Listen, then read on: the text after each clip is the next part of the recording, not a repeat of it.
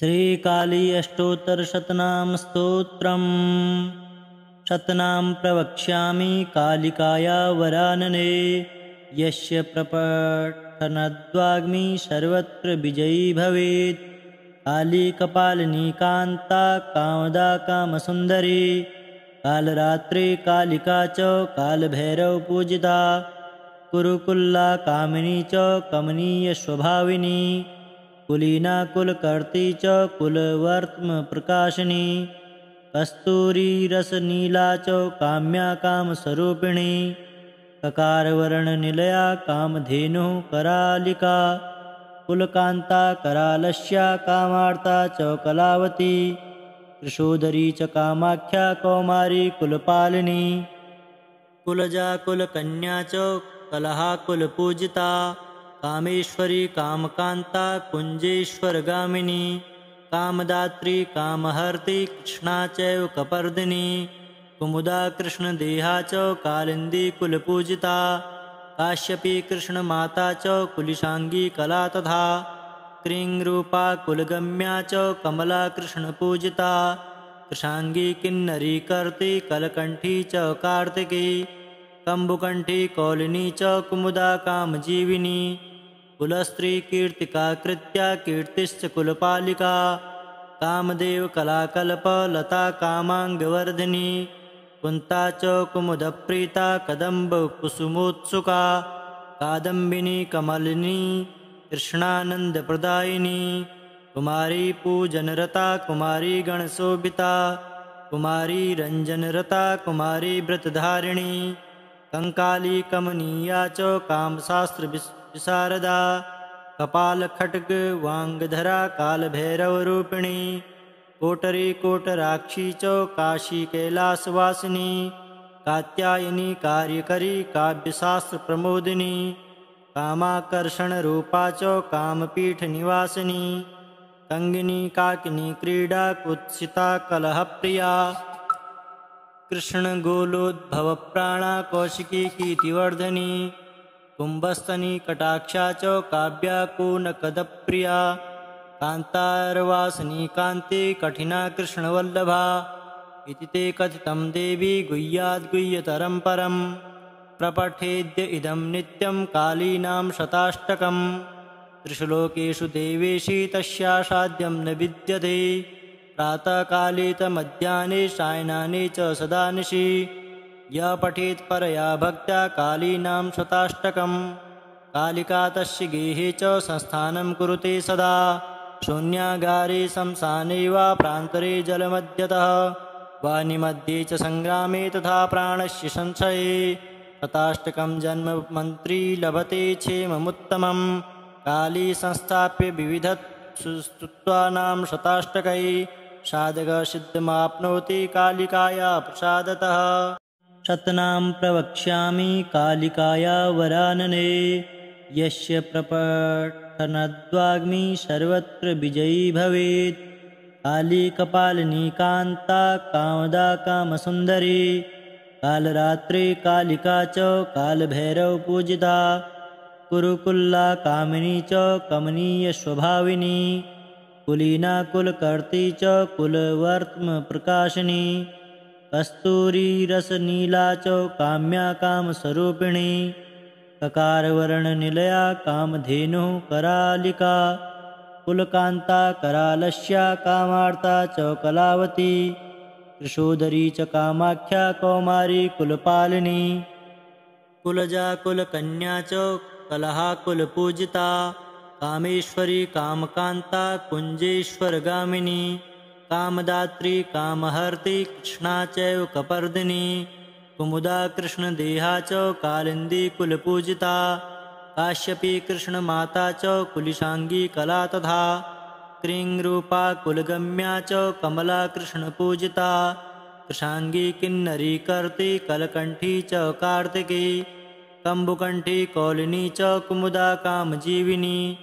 कुलस्त्री कीर्तिका कृत्या कीर्तिश्च कुलपालिका। कामदेव कलाकल्प लता कामाङ्गवर्धिनी। कुन्ता च कुमुदप्रीता कदम्ब कुसुमोत्सुका। कादम्बिनी कमलिनी कृष्णानन्दप्रदायिनी। कुमारी पूजनरता कुमारी गणशोभिता कुमारी रंजनरता कुमारी व्रतधारिणी कंकाली कमनीया च कामशास्त्र विशारदा कपालखड्ग वांगधरा कालभैरवरूपिणी कोटरी कोटराक्षी च काशी कैलासवासिनी कात्यायनी कार्यकरी काव्यशास्त्र प्रमोदिनी कामाकर्षण रूपा च कामपीठ निवासिनी कंगिनी काकिनी क्रीडा कुत्सिता कलहप्रिया कृष्ण गोलोद्भव प्राणा कौशिकी कीर्तिवर्धनी कुंभस्तनी कटाक्षा च काव्या कूनकदप्रिया कांतारवासिनी कांति कठिना कृष्णवल्लभा इति ते कथितं देवी गुह्याद्गुह्यतरं परं प्रपठेद्य इदं नित्यं कालीनां शताष्टकम् त्रिश्लोकेषु देवेशी तस्यासाद्यं न विद्यते प्रातःकाले मध्याह्ने सायनाने च सदा निशि यः पठेत् परया भक्त्या कालीनां शताष्टकम् कालिका तस्य गेहे च संस्थानं कुरुते सदा शून्यागारे शमशाने वा प्रान्तरे जलमध्यतः वानिमध्ये च संग्रामे तथा प्राणस्य संशये शताष्टकं जन्म मन्त्री लभते क्षेममुत्तमम् काली संस्थाप्य विविधस्तुत्वानां शताष्टकै साधकसिद्धिमाप्नोति कालिकाया प्रसादतः शतनां प्रवक्ष्यामि कालिकाया वरानने यस्य प्रपठनद्वाग्मी सर्वत्र विजयी भवेत् काली कपालिनी कान्ता कामदा कामसुन्दरी कालरात्रे कालिका च कालभैरव पूजिता कुरुकुल्ला कामिनी च कमनीयस्वभाविनी कुलीना कुलकर्त्री च कुलवर्त्म प्रकाशिनी कस्तूरी रसनीला च काम्या कामस्वरूपिणी ककारवर्णनिलया कामधेनुः करालिका कुलकान्ता करालस्या कामार्ता च कलावती कृशोदरी च कामाख्या कौमारी कुलपालिनी कुलजा कुलकन्या च कलहा कुलपूजिता कामेश्वरी कामकान्ता कुञ्जेश्वरगामिनी कामदात्री कामहर्त्री कृष्णा चैव कपर्दिनी कुमुदा कृष्णदेहा च कालिन्दी कुलपूजिता काश्यपी कृष्णमाता च कुलिशांगी कला तथा क्रीङ्रूपा कुलगम्या च कमला कृष्णपूजिता कृशांगी किन्नरी कर्ती कलकंठी च कार्तिकी कम्बुकंठी कौलिनी च कुमुदा कामजीविनी कुलस्त्री कीर्तिका कृत्या कीर्तिश्च कुलपालिका कामदेव कलाकल्प लता कामांगवर्धिनी कुन्ता च कुमुदप्रीता कदम्ब कुसुमोत्सुका कादम्बिनी कमलिनी कृष्णानन्दप्रदायिनी कुमारी पूजनरता कुमारी गणशोभिता कुमारी रंजनरता कुमारी व्रतधारिणी कंकाली कमनीया च कामशास्त्र विशारदा कपालखड्ग वांगधरा कालभैरवरूपिणी कोटरी कोटराक्षी च काशी कैलासवासिनी कात्यायनी कार्यकरी काव्यशास्त्र प्रमोदिनी कामाकर्षण रूपा च कामपीठ निवासिनी कंगिनी काकिनी क्रीडा कुत्सिता कलहप्रिया कृष्ण गोलोद्भव प्राणा कौशिकी कीर्तिवर्धनी कुंभस्तनी कटाक्षा च काव्या कूनकदप्रिया कांतारवासिनी कांति कठिना कृष्णवल्लभा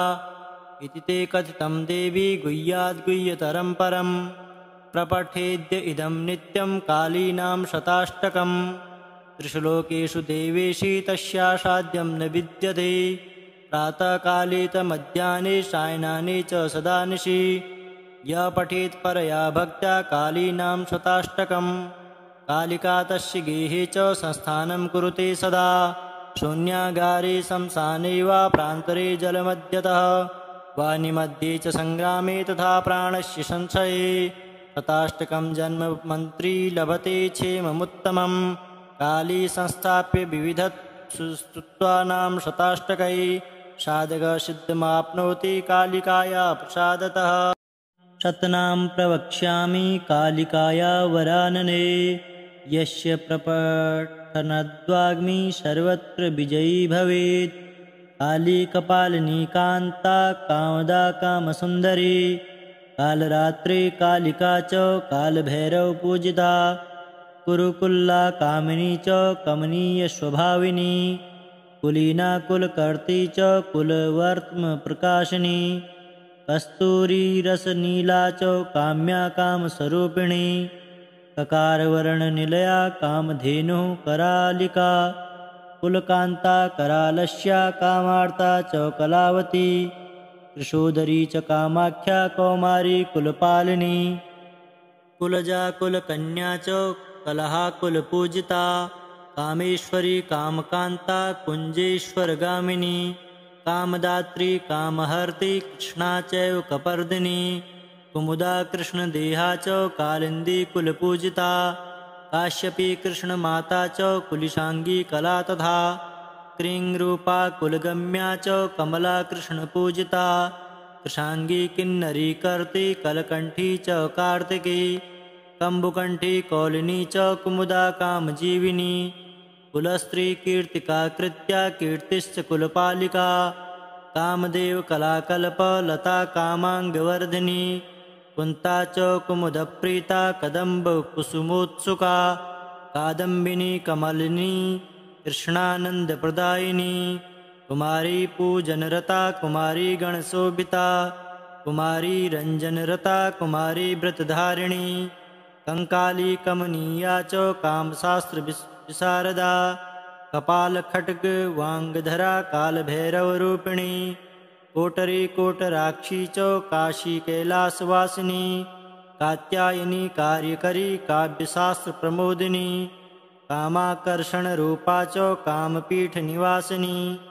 कङ्गिनी काकिनी क्रीडा कुत्सिता कलहप्रिया कृष्णगोलोद्भवप्राणा कौशिकी कीर्तिवर्धनी कुम्भस्तनी कटाक्षा च काव्या कूनकदप्रिया कान्तारवासिनी कान्ति कठिना कृष्णवल्लभा इति ते कथितं देवी गुह्याद्गुह्यतरं परं प्रपठेद्य इदं नित्यं कालीनां शताष्टकं त्रिषु लोकेषु देवेशी तस्यासाद्यं न विद्यते प्रातःकाले मध्याह्ने सायनाने च सदा निशि यः पठेत् परया भक्त्या कालीनां शताष्टकं कालिका तस्य गेहे च संस्थानं कुरुते सदा शून्यागारे शमशाने वा प्रान्तरे जलमध्यतः वानिमध्ये च संग्रामे तथा प्राणस्य संशये शताष्टकं जन्ममन्त्री लभते क्षेममुत्तमं काली संस्थाप्य विविधस्तुत्वानां शताष्टकैः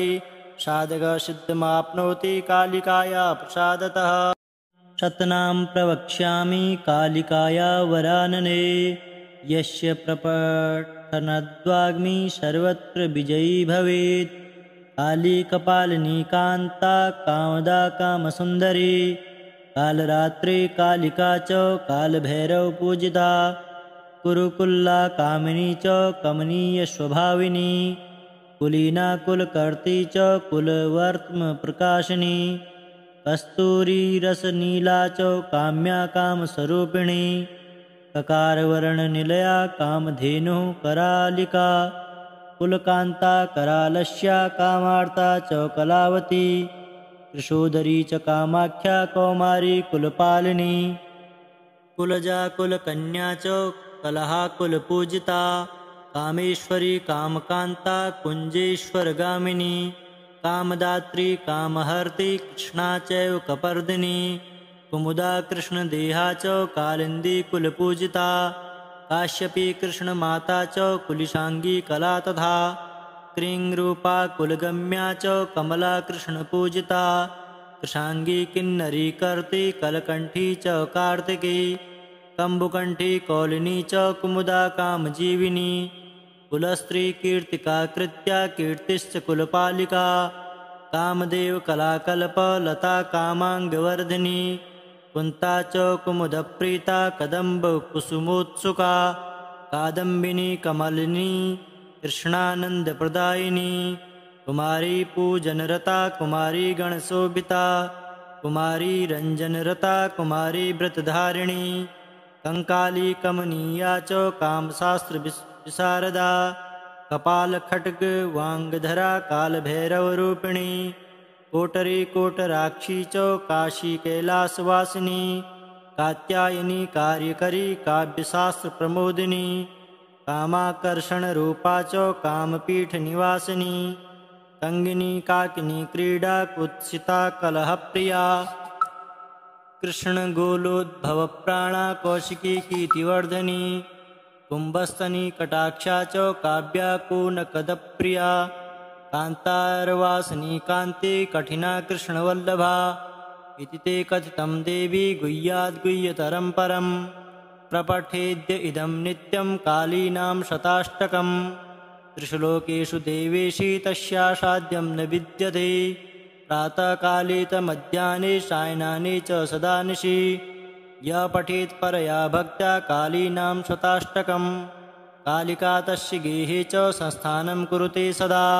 शून्यागारे शमशाने वा प्रान्तरे जलमध्यतः वानिमध्ये च संग्रामे तथा प्राणस्य संशये शताष्टकं जन्म मन्त्री लभते क्षेममुत्तमम् काली संस्थाप्य विविधस्तुत्वानां शताष्टकै साधकसिद्धिमाप्नोति कालिकाया प्रसादतः शतनां प्रवक्ष्यामि कालिकाया वरानने यस्य प्रपठनद्वाग्मी सर्वत्र विजयी भवेत् काली कपालिनी कान्ता कामदा कामसुन्दरी कालरात्रे कालिका च कालभैरवपूजिता कुरुकुल्ला कामिनी च कमनीयस्वभाविनी कुलीना कुलकर्त्री च कुलवर्त्मप्रकाशिनी कस्तूरी रसनीला च काम्या कामस्वरूपिणी ककारवर्णनिलया कामधेनुः करालिका कुलकान्ता करालस्या कामार्ता च कलावती कृशोदरी च कामाख्या कौमारी कुलपालिनी कुलजा कुलकन्या च कलहा कुलपूजिता कामेश्वरी कामकान्ता कुञ्जेश्वरगामिनी कामदात्री कामहर्त्री कृष्णा चैव कपर्दिनी कुमुदा कृष्णदेहा च कालिन्दी कुलपूजिता काश्यपी कृष्णमाता च कुलिशाङ्गी कला तथा क्रीङ्रूपा कुलगम्या च कमला कृष्णपूजिता कृशाङ्गी किन्नरी कर्ती कलकण्ठी च कार्तिकी कम्बुकण्ठी कौलिनी च कुमुदा कामजीविनी कुलस्त्री कीर्तिका कृत्या कीर्तिश्च कुलपालिका कामदेव कलाकल्प लता कामाङ्गवर्धिनी कुन्ता च कुमुदप्रीता कदम्बकुसुमोत्सुका कादम्बिनी कमलिनी कृष्णानन्दप्रदायिनी कुमारी पूजनरता कुमारी गणशोभिता कुमारी रञ्जनरता कुमारी व्रतधारिणी कंकाली कमनीया च कामशास्त्रविशारदा कपालखड्ग वांगधरा कालभैरवरूपिणी कोटरी कोटराक्षी च काशी कैलासवासिनी कात्यायनी कार्यकरी काव्यशास्त्रप्रमोदिनी कामाकर्षणरूपा च कामपीठनिवासिनी तंगिनी काकिनी क्रीडा कुत्सिता कलहप्रिया कृष्णगोलोद्भवप्राणा कौशिकी कीर्तिवर्धनी कुम्भस्तनी कटाक्षा च काव्याकूनकदप्रिया कान्तारवासिनी कान्ते कठिना कृष्णवल्लभा इति ते कथितं देवी गुह्याद्गुह्यतरं परं प्रपठेद्य इदं नित्यं कालीनां शताष्टकम् त्रिषु लोकेषु देवेशी तस्यासाद्यं न विद्यते प्रातःकाले मध्याह्ने सायनाने च सदा निशि यः पठेत् परया भक्त्या कालीनां शताष्टकम् कालिका तस्य गेहे च संस्थानं कुरुते सदा शून्यागारे शमशाने वा प्रान्तरे जलमध्यतः वानिमध्ये च संग्रामे तथा प्राणस्य संशये शताष्टकं जन्म मन्त्री लभते क्षेममुत्तमम् काली संस्थाप्य विविधस्तुत्वानां शताष्टकै साधकसिद्धिमाप्नोति कालिकाया प्रसादतः शतनां प्रवक्ष्यामि कालिकाया वरानने यस्य प्रपठनद्वाग्मी सर्वत्र विजयी भवेत् काली कपालिनी कान्ता कामदा कामसुन्दरी कालरात्रे कालिका च कालभैरवपूजिता कुरुकुल्ला कामिनी च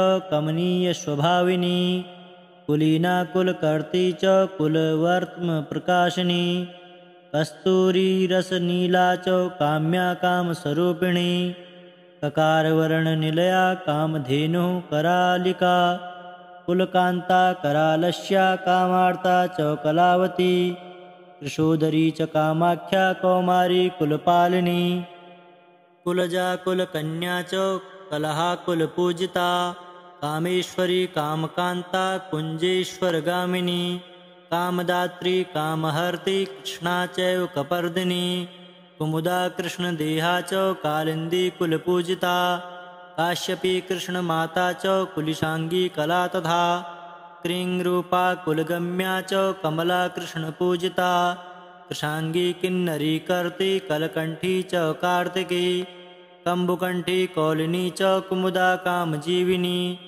कुलस्त्री कीर्तिका कृत्या कीर्तिश्च कुलपालिका कामदेव कलाकल्प लता कामाङ्गवर्धिनी कुन्ता च कुमुदप्रीता कदम्बकुसुमोत्सुका कादम्बिनी कमलिनी कृष्णानन्दप्रदायिनी कुमारी पूजनरता कुमारी गणशोभिता कुमारी रञ्जनरता कुमारी व्रतधारिणी कंकाली कमनीया च कामशास्त्रविशारदा कपालखड्ग वाङ्गधरा कालभैरवरूपिणी कोटरी कोटराक्षी च काशीकैलासवासिनी कात्यायनी कार्यकरी काव्यशास्त्रप्रमोदिनी कामाकर्षणरूपा च कामपीठनिवासिनी कङ्गिनी काकिनी क्रीडा कुत्सिता कलहप्रिया कृष्णगोलोद्भवप्राणा कौशिकी कीर्तिवर्धनी कुम्भस्तनी कटाक्षा च काव्या कूनकदप्रिया कान्तारवासिनी कान्ति कठिना कृष्णवल्लभा इति ते कथितं देवी गुह्याद्गुह्यतरं परं प्रपठेद्य इदं नित्यं कालीनां शताष्टकम् त्रिश्लोकेषु देवेशी तस्यासाद्यं न विद्यते प्रातःकाले मध्याह्ने सायनाने च सदा निशि यः पठेत् परया भक्त्या कालीनां शताष्टकम् कालिका तस्य गेहे च संस्थानं कुरुते सदा शून्यागारे शमशाने वा प्रान्तरे जलमध्यतः वानिमध्ये च संग्रामे तथा प्राणस्य संशये शताष्टकं जन्ममन्त्री लभते क्षेममुत्तमम् काली संस्थाप्य विविधस्तुत्वानां शताष्टकै साधकसिद्धिमाप्नोति कालिकाया प्रसादतः शतनां प्रवक्ष्यामि कालिकाया वरानने यस्य प्रपठनद्वाग्मी सर्वत्र विजयी भवेत् काली कपालिनी कान्ता कामदा कामसुन्दरी कालरात्रे कालिका च कालभैरवपूजिता कुरुकुल्ला कामिनी च कमनीयस्वभाविनी कुलीना कुलकर्त्री च कुलवर्त्मप्रकाशिनी कस्तूरीरसनीला च काम्या कामस्वरूपिणी ककारवर्णनिलया कामधेनुः करालिका कुलकान्ता करालस्या कामार्ता च कलावती कृशोदरी च कामाख्या कौमारी कुलपालिनी कुलजा कुलकन्या च कलहा कुलपूजिता कामेश्वरी कामकान्ता कुञ्जेश्वरगामिनी कामदात्री कामहर्त्री कृष्णा चैव कपर्दिनी कुमुदा कृष्णदेहा च कालिन्दी कुलपूजिता काश्यपी कृष्णमाता च कुलिशाङ्गी कला तथा क्रीङ्रूपा कुलगम्या च कमला कृष्णपूजिता कृशाङ्गी किन्नरी कर्त्री कलकण्ठी च कार्तिकी कम्बुकण्ठी कौलिनी च कुमुदा कामजीविनी कुलस्त्री कीर्तिका कृत्या कीर्तिश्च कुलपालिका कामदेव कलाकल्प लता कामाङ्गवर्धिनी कुन्ता च कुमुदप्रीता कदम्बकुसुमोत्सुका कादम्बिनी कमलिनी कृष्णानन्दप्रदायिनी कुमारी पूजनरता कुमारी गणशोभिता कुमारी रञ्जनरता कुमारी व्रतधारिणी कंकाली कमनीया च कामशास्त्रविशारदा कपालखड्ग वाङ्गधरा कालभैरवरूपिणी कोटरी कोटराक्षी च काशी कैलासवासिनी कात्यायनी कार्यकरी काव्यशास्त्र प्रमोदिनी कामाकर्षण रूपा च कामपीठ निवासिनी कंगिनी काकिनी क्रीडा कुत्सिता कलहप्रिया कृष्ण गोलोद्भव प्राणा कौशिकी कीर्तिवर्धनी कुंभस्तनी कटाक्षा च काव्या कूनकदप्रिया कांतारवासिनी कांते कठिना कृष्णवल्लभा इति ते कथितं देवी गुह्याद्गुह्यतरं परं प्रपठेद्य इदं नित्यं कालीनां शताष्टकम् त्रिश्लोकेषु देवेशी तस्यासाद्यं न विद्यते प्रातःकाले मध्याह्ने सायनाने च सदा निशि यः पठेत् परया भक्त्या कालीनां शताष्टकम् कालिका तस्य गेहे च संस्थानं कुरुते सदा शून्यागारे शमशाने वा प्रान्तरे जलमध्यतः वानिमध्ये च संग्रामे तथा प्राणस्य संशये शताष्टकं जन्म मन्त्री लभते क्षेममुत्तमम् काली संस्थाप्य विविधस्तुत्वानां शताष्टकै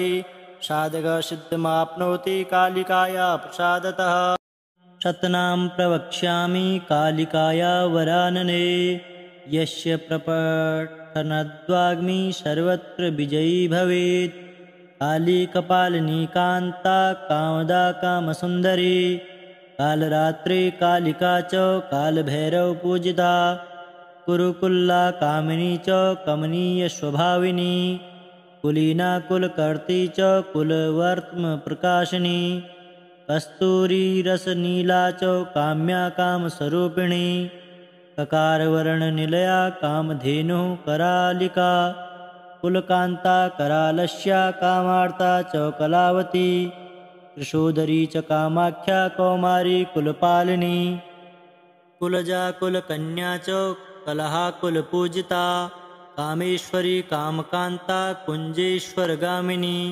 कामदात्री कामहर्त्री कृष्णा चैव कपर्दिनी कुमुदा कृष्णदेहा च कालिन्दी कुलपूजिता काश्यपी कृष्णमाता च कुलिशांगी कला तथा क्रीङ्रूपा कुलगम्या च कमला कृष्णपूजिता कृशांगी किन्नरी कर्ती कलकंठी च कार्तिकी कम्बुकंठी कौलिनी च कुमुदा कामजीविनी कुलस्त्री कीर्तिका कृत्या कीर्तिश्च कुलपालिका कामदेव कलाकल्प लता कामांगवर्धिनी कुन्ता च कुमुदप्रीता कदम्ब कुसुमोत्सुका कादम्बिनी कमलिनी कृष्णानन्दप्रदायिनी कुमारी पूजनरता कुमारी गणशोभिता कुमारी रंजनरता कुमारी व्रतधारिणी कंकाली कमनीया च कामशास्त्र विशारदा कपालखड्ग वांगधरा कालभैरवरूपिणी कोटरी कोटराक्षी च काशी कैलासवासिनी कात्यायनी कार्यकरी काव्यशास्त्र प्रमोदिनी कामाकर्षण रूपा च कामपीठ निवासिनी कंगिनी काकिनी क्रीडा कुत्सिता कलहप्रिया कृष्ण गोलोद्भव प्राणा कौशिकी कीर्तिवर्धनी कुंभस्तनी कटाक्षा च काव्या कूनकदप्रिया कांतारवासिनी कांते कठिना कृष्णवल्लभा इति ते कथितं देवी गुह्याद्गुह्यतरं परं प्रपठेद्य इदं नित्यं कालीनां शताष्टकम् त्रिश्लोकेषु देवेशी तस्यासाद्यं न विद्यते प्रातःकाले मध्याह्ने सायनाने च सदा निशि यः पठेत् परया भक्त्या कालीनां शताष्टकम् कालिका तस्य गेहे च संस्थानं कुरुते सदा शून्यागारे शमशाने वा प्रान्तरे जलमध्यतः वानिमध्ये च संग्रामे तथा प्राणस्य संशये शताष्टकं जन्म मन्त्री लभते क्षेममुत्तमम् काली संस्थाप्य विविधस्तुत्वानां शताष्टकै साधकसिद्धिमाप्नोति कालिकाया प्रसादतः।